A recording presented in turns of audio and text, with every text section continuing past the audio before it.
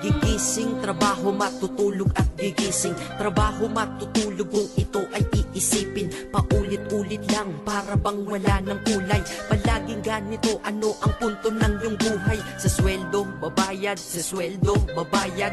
Kakasweldo lang pero ubos ang pera kagad. Ito ba talaga ang binigay na kapalaran? Hindi ka mabubuhay kung hindi mo babayaran. Mahirap pala to, sana maaga kong nalaman. Para kang malayang preso pag di ka anak mayaman. Dahil aking napuna kapag bumiyahe sa umaga. Mga tao sa paligid ko hindi rin maligaya. Tayo ay mga alipin sa moderno na lipunan. Magandang kinabukasan kailangang pag-ipunan. Pero pagkatapos nun, ano ba ang kasunod? Ika'y magkakasakit, mamamatay ka ng pagod. Di ba napakalupit? Ganito ba talaga? Habang nabubuhay ka, pera ang mahalaga. Kaya magtrabaho ka, magbanat ka ng buto.